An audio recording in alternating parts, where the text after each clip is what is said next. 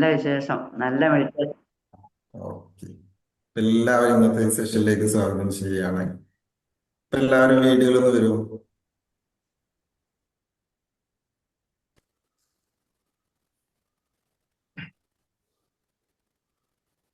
കഴിയുന്നവരൊക്കെ വീഡിയോയിൽ വരിക കേട്ടോ.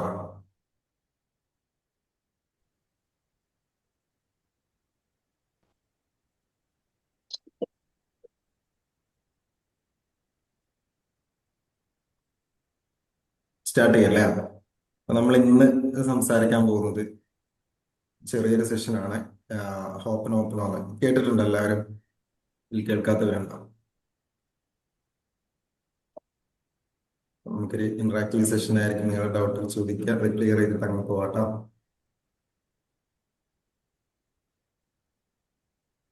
ഓക്കെ, സ്റ്റാർട്ട് ചെയ്യാം.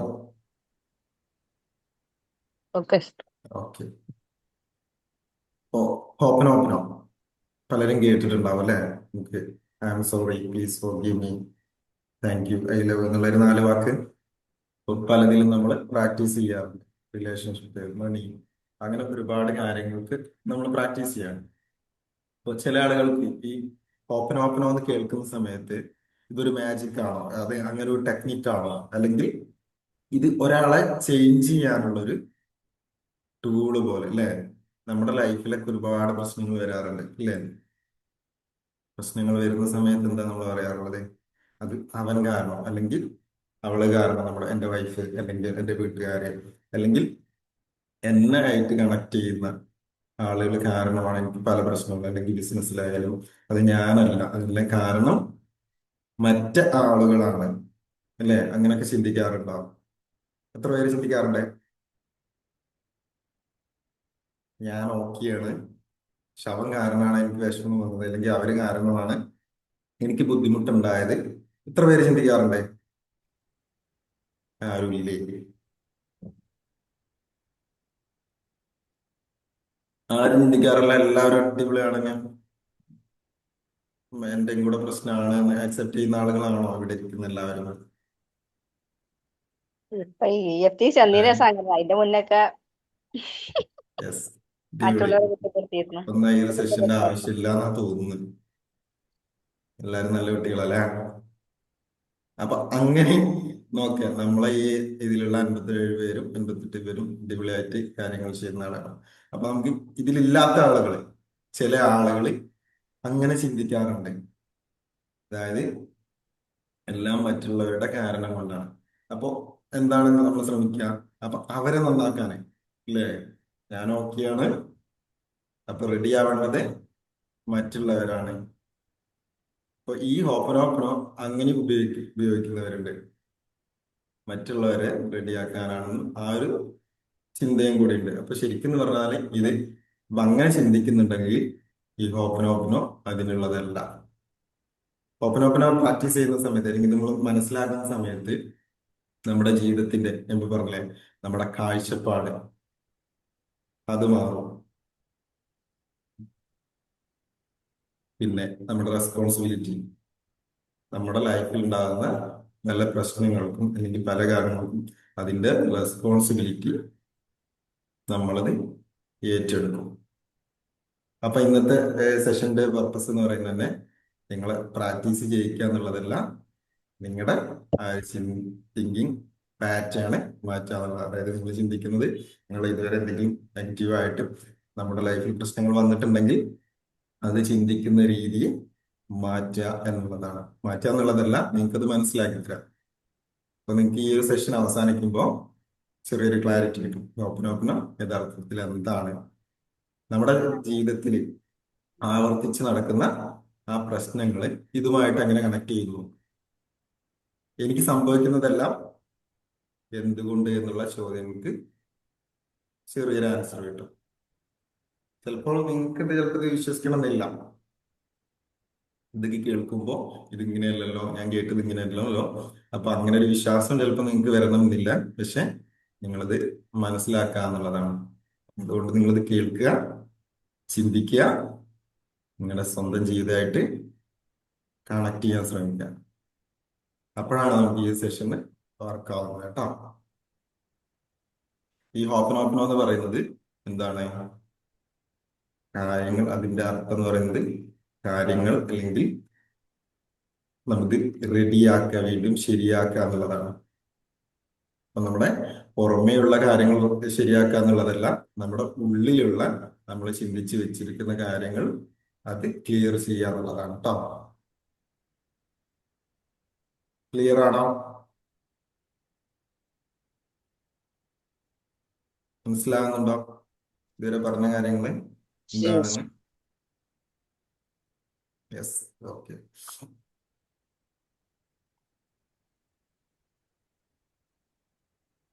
അപ്പൊ ഹോപ്പനോപ്പന പറയുന്നത് എന്താ? ഈ പ്രോബ്ലം നമ്മുടെ പുറത്തല്ല, കോൺഫ്ലിക്റ്റ്, സംഘർഷങ്ങൾ നമ്മുടെ പുറത്തല്ല, അല്ലേ? നമ്മുടെ ലൈഫിന്റെ പുറത്തല്ല.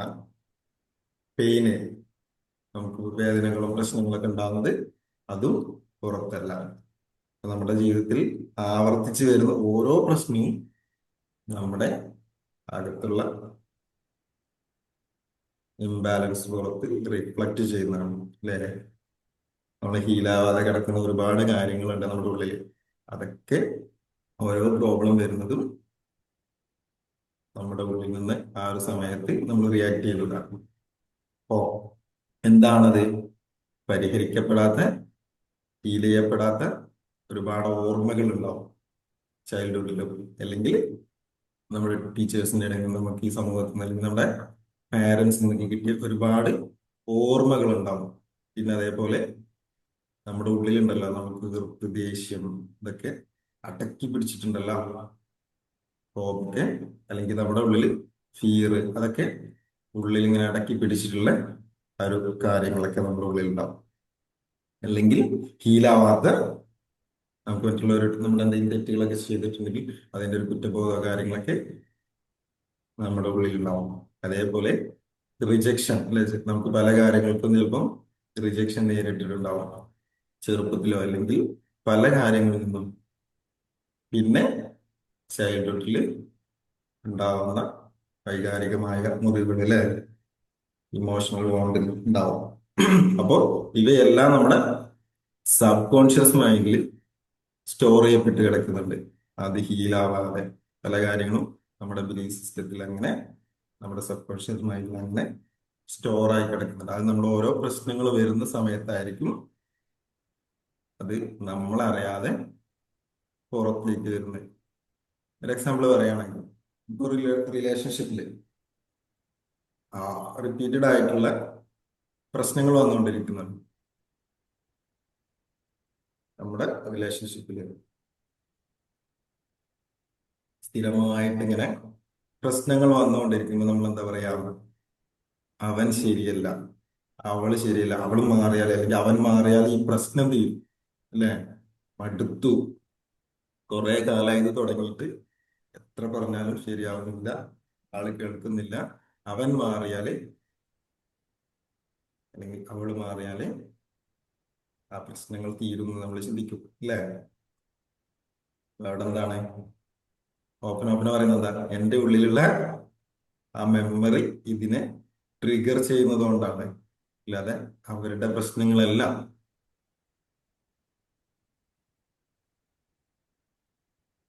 അവരല്ല അതിന്റെ പ്രശ്നം.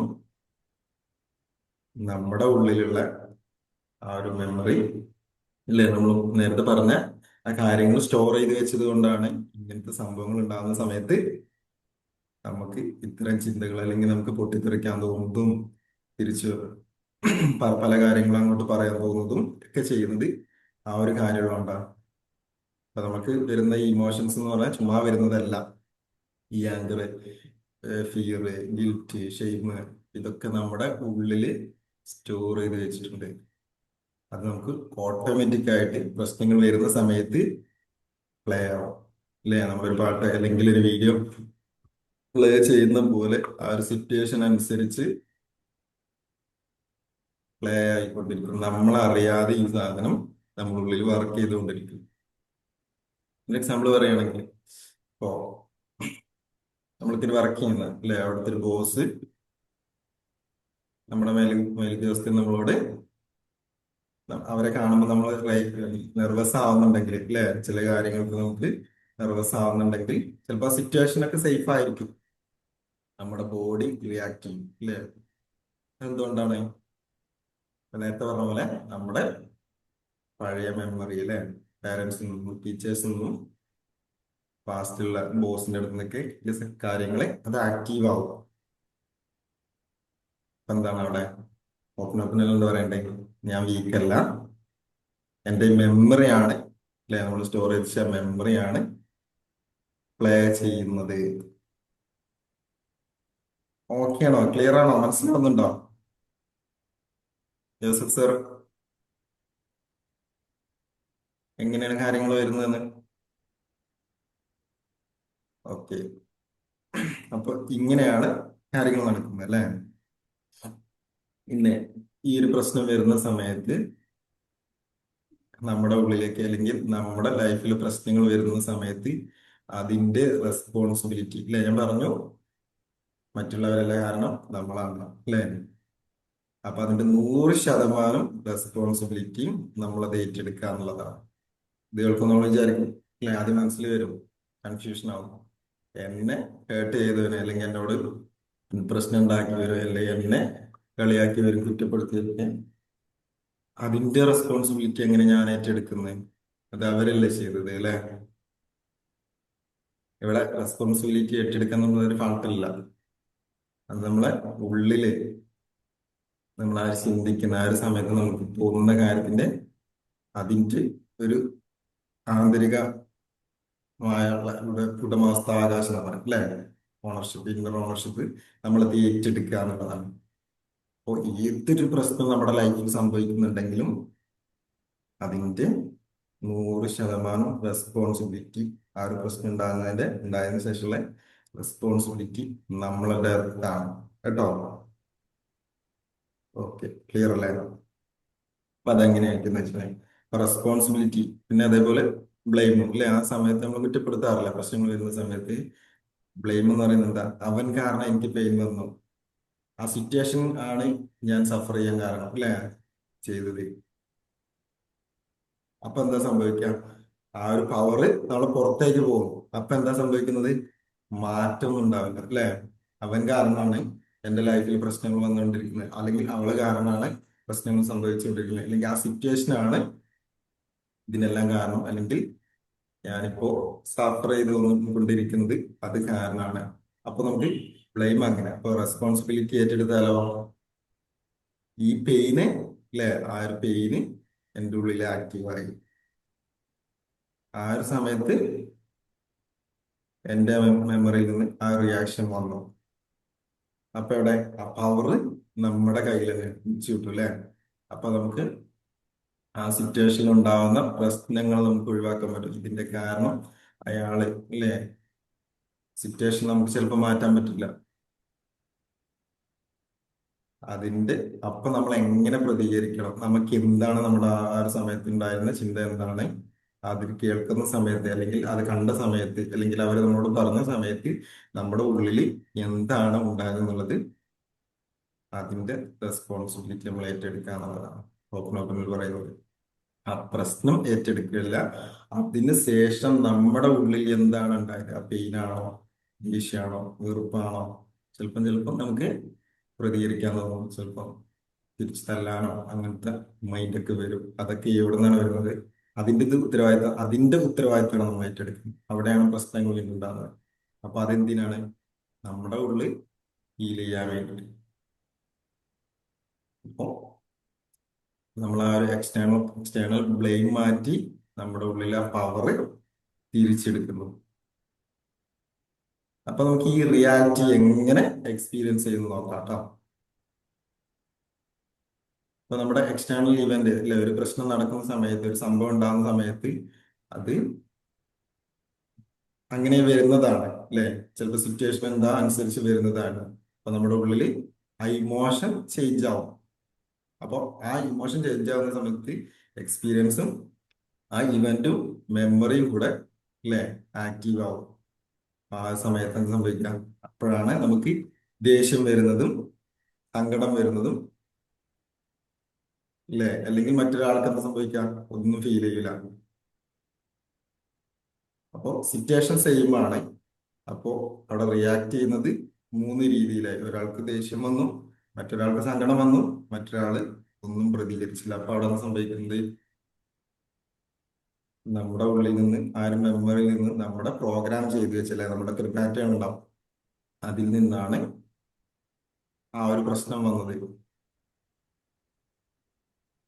ഇനി അടുത്ത point, it is in me, അല്ലേ? അത് എന്നിലുണ്ട്. ഓപ്പൺ ഓപ്പൺ എന്ന് പറയുമ്പോൾ ഇത് എന്നിലാണ്. ഈ പെയിൻ സൃഷ്ടിച്ചത് ഞാനാണ്. സംഭവം ഉണ്ടായത് വേറെ ആളുണ്ടാക്കിയത്, അല്ലെങ്കിൽ നമ്മുടെ ഓപ്പോസിറ്റ് അല്ലെങ്കിൽ നമ്മുടെ കൂടെയുള്ള ആളാണ് പ്രശ്നം ഉണ്ടാക്കിയതെങ്കിലും ആ പെയിൻ സൃഷ്ടിച്ചത്, അല്ലേ, അത് ഞാനാണ്. അപ്പൊ അതെന്ത് സംഭവിക്കുന്നത്? പക്ഷെ ഈ പെയിന് ഓൾറെഡി എന്റെ മെമ്മറിയിൽ സ്റ്റോർ ആയതുകൊണ്ടാണ്. ഒരു എക്സാമ്പിൾ പറയുകയാണെങ്കിൽ, ഒരാൾ നിങ്ങളോട് ഷൗട്ട് ചെയ്തു, അല്ലേ? അപ്പൊ എന്തുകൊണ്ടാണ് ആ ഒരു ഷൗട്ട് ചെയ്യുന്നത് എനിക്ക് മാത്രം, അല്ലെങ്കിൽ നിങ്ങൾക്ക് മാത്രം വേദനയായിട്ട് തോന്നുന്നത്? ഒരാൾ നന്നായിട്ട് ഇങ്ങോട്ട് ദേഷ്യപ്പെടുക, നിങ്ങൾ ഉച്ചത്തിൽ സംസാരിക്കുക ചെയ്തു. അപ്പൊ ആ ഒരു സമയത്ത് എന്തുകൊണ്ടാണ് നിങ്ങൾക്ക് മാത്രം ഇത്രത്തോളം വേദന ഫീൽ ചെയ്യുന്നത്? അതിന്റെ കാരണം നിങ്ങളുടെ ഉള്ളിൽ ഓൾറെഡി ഉള്ള ആ ഒരു മെമ്മറി.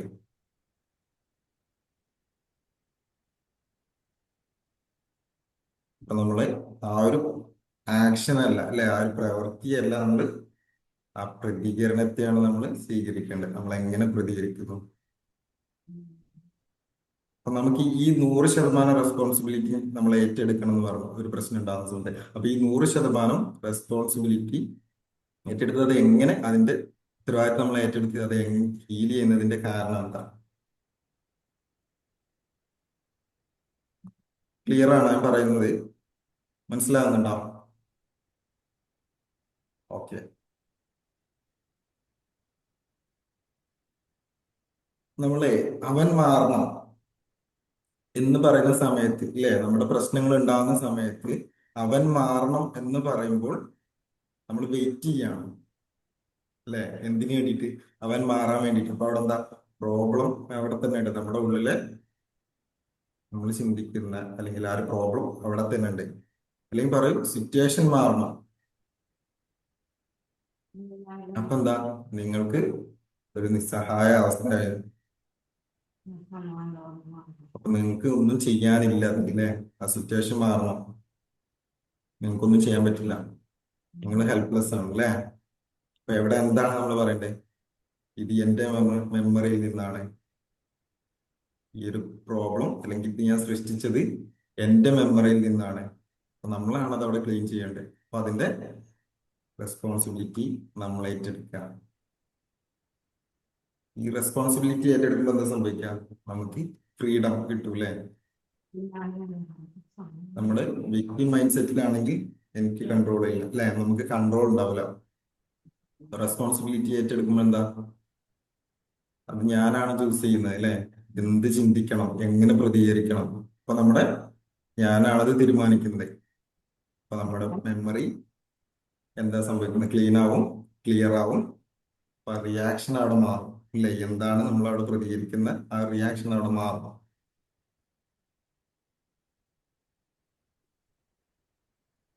അപ്പൊ നമുക്ക് ഈ ഒരു സമയത്ത് നമുക്ക് ഈ ഒരു നമ്മൾ പ്രതികരിക്കുമ്പോൾ അല്ലെങ്കിൽ നമ്മളത് റെസ്പോണ്ട് ചെയ്യുന്ന സമയത്ത് നമുക്ക് ഈഗോ ഉണ്ടാവില്ല. ചില ആളുകള് ഞാൻ എല്ലാ തെറ്റുകാരൻ, അവനാണ് എന്നോട് ചെയ്തത്, എന്നിട്ട് നമുക്ക് ഈഗോ വർക്ക് ചെയ്യാം. അപ്പൊ നമ്മൾ ചിന്തിക്കും, ഇത് ശരിയാണോ തെറ്റാണോ? ഞാനല്ല, അവനാണ് ചെയ്തത്, അല്ലേ? ഇത് നല്ലതാണോ അല്ലെങ്കിൽ ബാഡാണോ, ഗുഡാണോ ബാഡാണോ?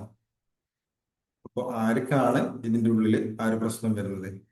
അപ്പൊ നമുക്ക് ഈഗോ അവിടെ വർക്ക്ഔട്ട് ആവും. അപ്പൊ നമ്മള് ഓപ്പൺ പ്രാക്ടീസ് ചെയ്യുന്ന സമയത്ത് എന്താ? ഈഗോ ഇല്ലാതാവും. നമുക്ക് ഈ സമാധാനം തിരിച്ചു കിട്ടും നമ്മളിത് പ്രാക്ടീസ് ചെയ്യുന്ന സമയത്ത്. അപ്പൊ നമ്മളിതില് പറയുന്ന കാര്യങ്ങൾ 4 കാര്യങ്ങളാണ് നമ്മൾ സോറി, ഈ ഒരു ഓപ്പണില് പറയുന്നത്.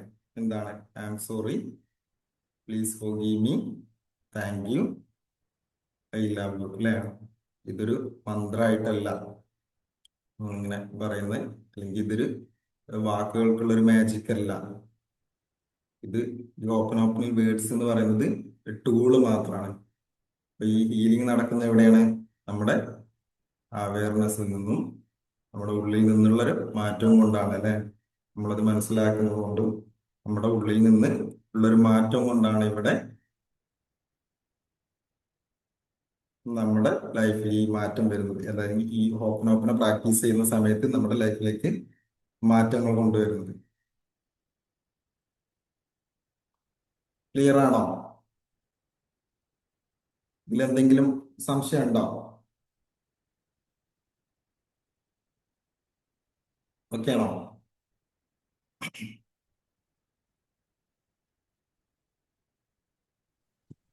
ഓക്കെയാണ്. ഓക്കെ. അപ്പോ ഇതിൽ പറയുന്ന ഐ ആം സോറി അല്ലെ, നമ്മൾ പറയും ഈ ഇത് മറ്റൊരാളോട് പറയുന്ന ഞാനത് ആ ഒരു തെറ്റ് ചെയ്തതിന് തെറ്റ് ഏറ്റെടുത്തു എന്നുള്ളതല്ല, ആ കുറ്റം നമ്മൾ ഏറ്റെടുക്കുന്നു എന്നുള്ളതല്ല. ഇത് ആ ഗിൽട്ട് ഫീൽ ചെയ്യാനുള്ള ഒരു വാക്കല്ല. ഐ ആം സോറി എന്ന് പറയുമ്പോൾ അർത്ഥാക്കുന്നത് എന്താണ്? ഈ ഒരു അനുഭവം എൻ്റെ ഉള്ളിലെ ഒരു മെമ്മറി കൊണ്ടാണ് ആക്റ്റീവ് ആയത്. ആ ഒരു സമയത്ത് നമുക്ക് അങ്ങനെ ഫീൽ ചെയ്യണം.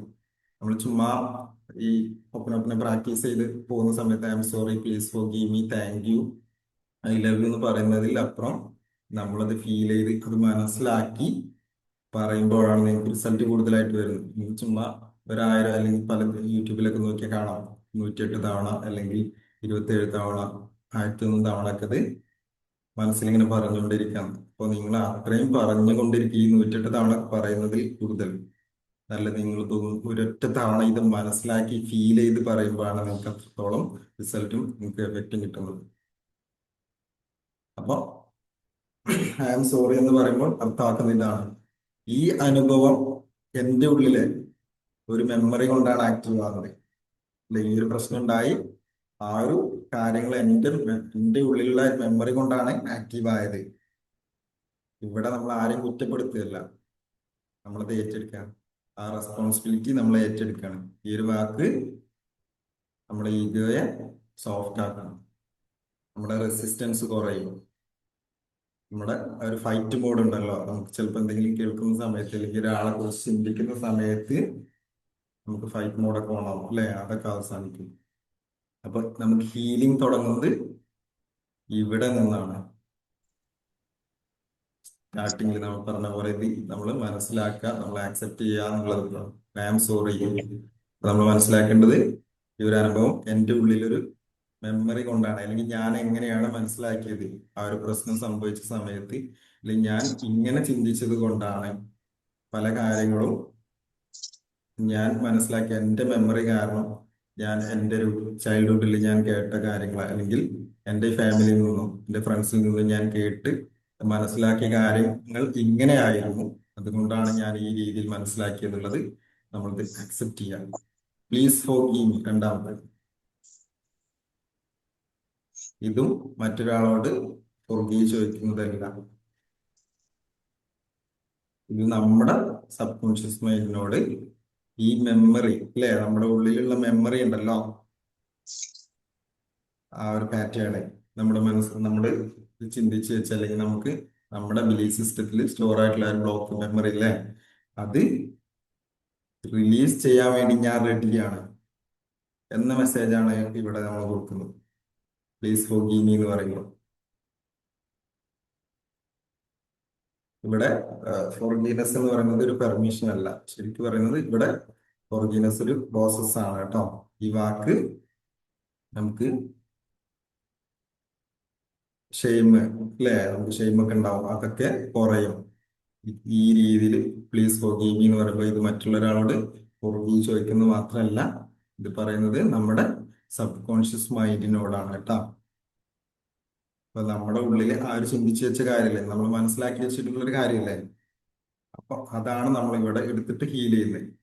അപ്പൊ അതാണ് നമ്മളിവിടെ റിപ്പയർ ചെയ്യുന്നത്.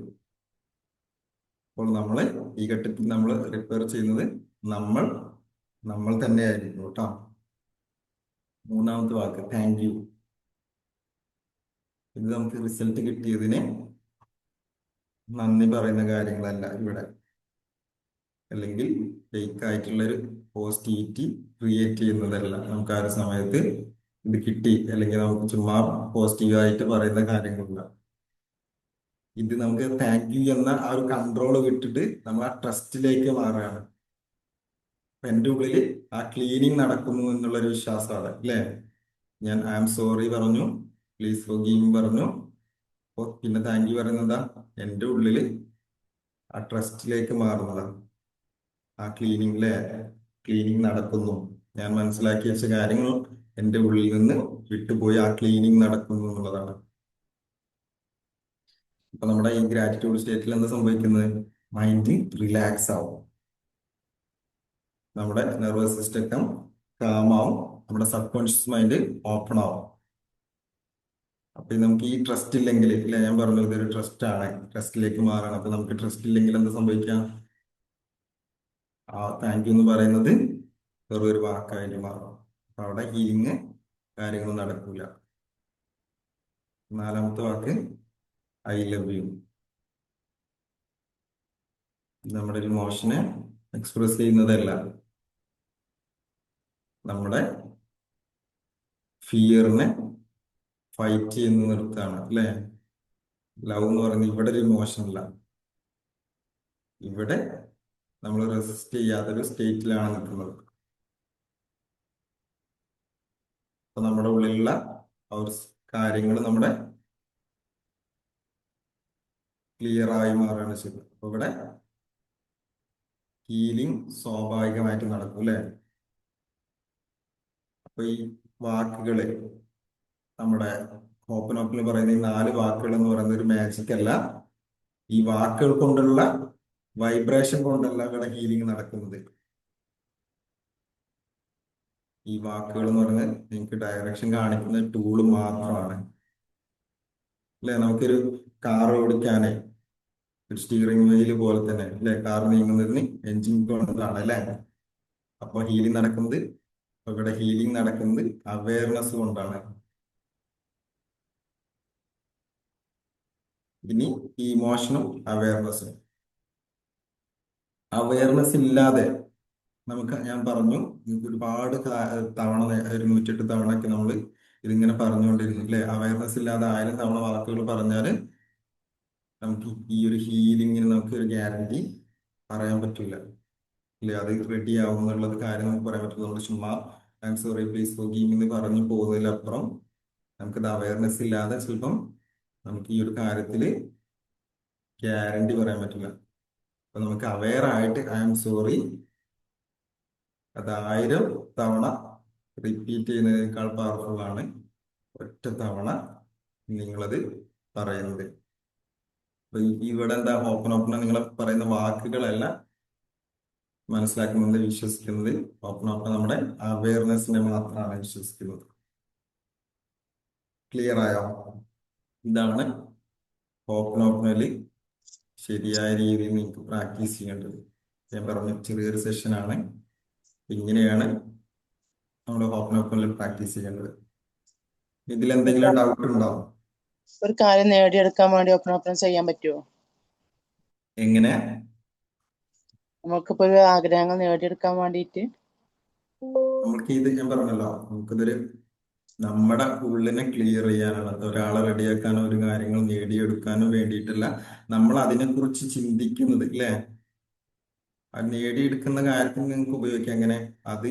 അതിലെന്തെങ്കിലും നിങ്ങൾക്ക് നെഗറ്റീവായിട്ട് ഫീൽ ചെയ്യുന്നുണ്ടെങ്കിൽ, അതിനെക്കുറിച്ച് നിങ്ങൾ എന്തെങ്കിലും അത് വരാത്തതിലോ, അല്ലെങ്കിൽ ചിലപ്പോൾ നമ്മൾ കുറെ കാര്യങ്ങളൊക്കെ പ്രാക്ടീസ് ചെയ്തിട്ടുണ്ടായിരിക്കും അത് നേടാൻ വേണ്ടിയിട്ട് അല്ലേ. ഓഫ് അട്രാക്ഷൻ പ്രാക്ടീസ് ചെയ്തിട്ടുണ്ടാവാം, അഫർമേഷൻ അല്ലെങ്കിൽ ഗ്രാറ്റിറ്റ്യൂഡ് അങ്ങനെയൊക്കെ പ്രാക്ടീസ് ചെയ്തിട്ടുണ്ടാവാം. ചിലപ്പം റിസൾട്ട് കിട്ടാൻ വൈകിട്ടുണ്ടാവും. ആ ഒരു സമയത്ത് നിങ്ങൾക്ക് എന്താണോ ഫീൽ ചെയ്യുന്നത്, നിങ്ങളുടെ ഉള്ളിൽ ഫീൽ ചെയ്യുന്ന ആ ഒരു തോട്ടിനെ അല്ലേ, അതിനെ ഹീൽ ചെയ്യാം. അപ്പോ നിങ്ങളുടെ എനർജി അല്ലെ, എല്ലാത്തിലും വർക്ക് ചെയ്യുന്ന എനർജിയാണ്. അപ്പൊ ആ എനർജി ഫ്രീക്വൻസി ഒക്കെ കറക്റ്റ് ആവും. അപ്പൊ ആ ഒരു സമയത്ത് കാര്യങ്ങൾ നടക്കും. നമ്മള് ഈ സമ്പത്തൊക്കെ വരാൻ വേണ്ടിയിട്ട് പിന്നെ ഓപ്പൺ പ്രാക്ടീസ് ചെയ്യാറുണ്ട് അല്ലേ. ഞാൻ മനസ്സിലാക്കിയത് ഇന്ന കാര്യം ഇങ്ങനെയാണ്, ഐ എം സോറി ഞാൻ പണത്തെക്കുറിച്ച് മനസ്സിലാക്കിയത് ഈ രീതിയിലാണെന്ന് പറഞ്ഞിട്ട് നമ്മൾ പ്രാക്ടീസ് ചെയ്യാറുണ്ട് അല്ലേ? അത് ചെറുപ്പത്തിൽ ഞാൻ കേട്ട് വളർന്ന, അല്ലെങ്കിൽ ഞാൻ മനസ്സിലാക്കി, ഈ സമൂഹത്തിൽ നിന്ന് ഞാൻ മനസ്സിലാക്കിയിട്ടുള്ള തെറ്റായിട്ടുള്ള ഒരു വിശ്വാസം മാത്രമാണെന്ന് നമ്മൾ അങ്ങനെ പറഞ്ഞിട്ട് തന്നെ നമ്മളത് പ്രാക്ടീസ് ചെയ്യാറുണ്ട്. അപ്പൊ ആ രീതിയിൽ നിങ്ങൾക്ക് പ്രാക്ടീസ് ചെയ്യാം. ക്ലിയർ ആയോ? ഓക്കെ. ഓക്കെ. വേറെ എന്തെങ്കിലും ഡൗട്ട്?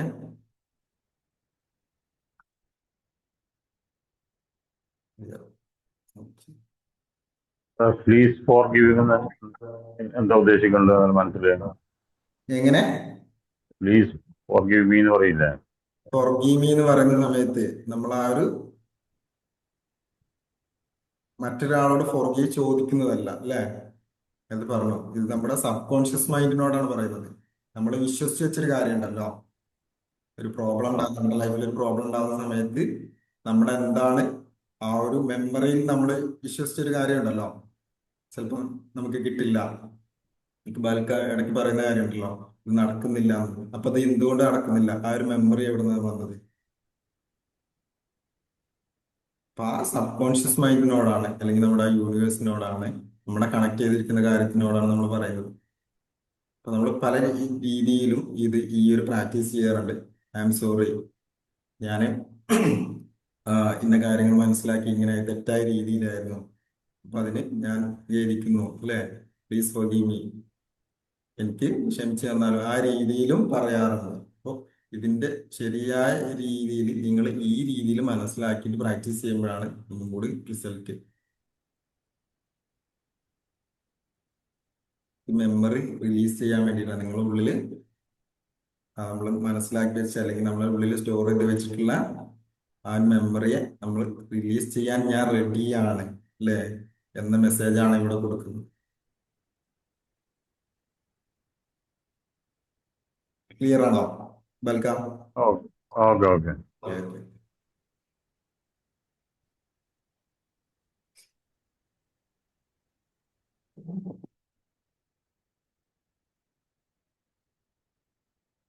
വേറെ ആർക്കെങ്കിലും ഡൗട്ട്? ഇത് ചോദിക്കാം കേട്ടോ. നമുക്ക് ഈ വരുന്ന നെക്സ്റ്റ് വരുന്ന മൺഡേ നമ്മൾ ഒരു 28 ദിവസം മാജിക് പ്രാക്ടീസ്, നിങ്ങൾ റോണ്ട ബേന്റെ മാജിക് ബുക്ക് വായിച്ചിട്ടുണ്ടാവും. എത്ര പേർക്ക് അറിയാമോ?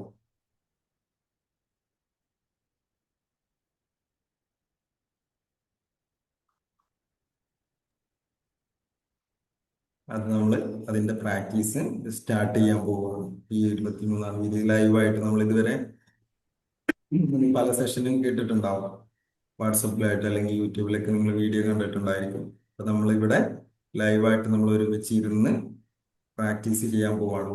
എത്ര ആള് റെഡിയാണ്?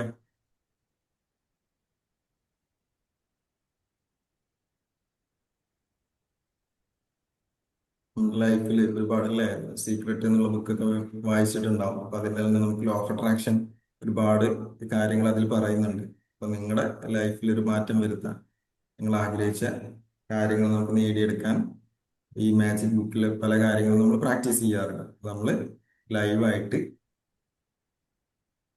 ഇവിടെ ഇരുന്ന് നമ്മളെല്ലാവരും ഒരുമിച്ച് ഇരുന്ന് ഈ ഒരു സെഷനിൽ ഇരുന്നിട്ട് നമ്മൾ ഈ വരുന്ന തിങ്കളാഴ്ച മുതൽ പ്രാക്ടീസ് ചെയ്യാൻ പോവാണ്. മാജിക് ബുക്കിനകത്ത് വേറെ സാറാ, എങ്ങനെ? ഈ മാജിക് ബുക്കിനകത്ത് വേറെ ബുക്കുകളുടെ അകത്ത് സീക്രട്ടിനെ പറ്റിയിട്ടാണ് പറയുന്നത്. അത് സീക്രട്ട് എഴുതിയാണ്, റോണ്ടാബാൻ എഴുതിയിട്ടുള്ള ഒരു ബുക്കാണ് മാജിക് എന്ന് പറയുന്നത്. അപ്പൊ അതിൽ നമുക്ക് 28 ദിവസം നമുക്ക് ഓരോ പ്രാക്ടീസ് ആണ്. രാവിലെ ഗ്രാറ്റിറ്റ്യൂഡ് എന്നൊക്കെ പറയില്ലേ, അതുപോലെ അഫർമേഷൻ, അങ്ങനെ ഒരുപാട് പ്രാക്ടീസുകൾ അതിലുണ്ട്, ടെക്നിക്കുകൾ. ബുക്കിന്റെ പേരെന്താ പറഞ്ഞത്? മാജിക് മാജിക് ബുക്കിന്റെ പേരെന്താ പറഞ്ഞത്? മാജിക്. മാജിക് മലയാളം ഉണ്ടോ? മലയാളം ഉണ്ട്. അപ്പൊ അത് നമ്മൾ പ്രാക്ടീസ് ഓക്കെ ചെയ്യും ഈ തിങ്കളാഴ്ച മുതലേ. അപ്പൊ ഓക്കെ നമുക്ക് ഓക്കെ. കൂടെ കൂടിയാൽ മതി.